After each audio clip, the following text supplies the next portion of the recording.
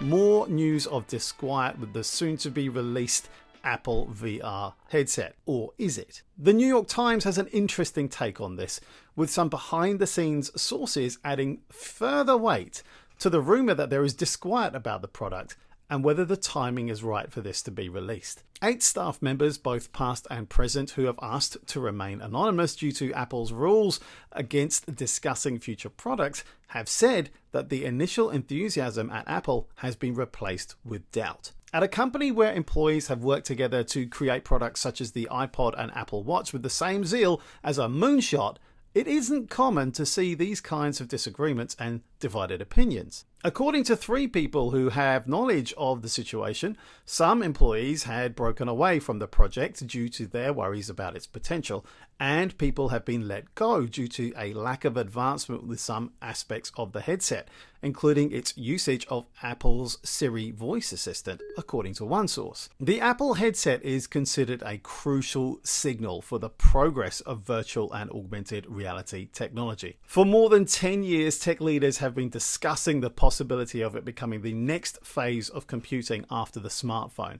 Apple's chief executive Tim Cook told university students last year that in the near future, you'll wonder how you lived your life without augmented reality. Just like today, you wonder, how did people like me grow up without the internet? Yeah, me too. AR's journey has been full of flops, wrong turns, and letdowns, from Google Glass to Magic Leap, from Microsoft's HoloLens to Meta's Quest Pro. Apple's success in blending hardware and software for revolutionary devices has made it a potential savior, so there's no pressure there, Apple.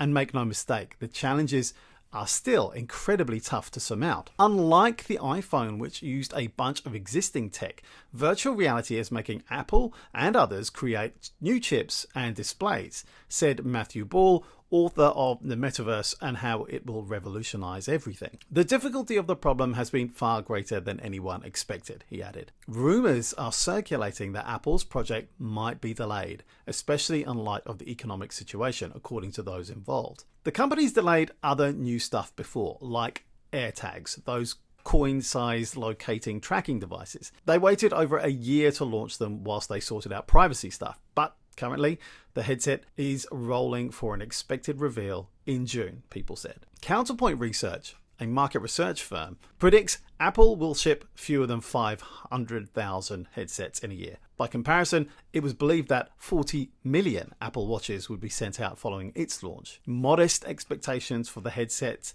reflects the troubles in the category, which saw sales dip 12% to $1.1 billion last year, according to NPD Group. Internal skeptics have asked if the new device is just a solution trying to find a problem. The iPod and iPhone were clear successes with digital music and a phone/music player combo, but the headset hasn't been as clear-cut in its vision, these people said. The product is being developed during a period of internal leadership limbo too, and that might be showing. Evans Hankey stepped up to be Johnny Ive's successor in industrial design and then left. With design's leadership unclear, Mike Rockwell, an engineer, has been the lead in creating the device. So now we get to the bit that really rings alarm bells for me, aside from the fact that these goggles are going to cost around $3,000 and won't fit over prescription glasses and will reportedly need some kind of external battery pack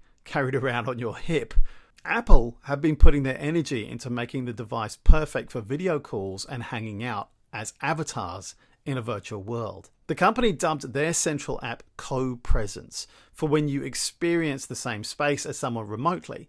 It seems pretty similar to what Mark Zuckerberg of Facebook calls the metaverse, though Tim Cook is notably avoiding this term. The device will supposedly double as a tool for artists, designers, and engineers, tracking them as they draw freely in space in image editing applications and tracking hand gestures for the editing of virtual reality films. And Apple may focus their initial push out to large design outfits rather than the 1 billion iPhone users who may well be left scratching their heads wondering what the fuss is about. Some are comparing Apple's strategy with this device to Tesla's strategy with the Roadster, its initial $100,000 electric vehicle. Eventually, Tesla followed it with lower priced cars with broader appeal.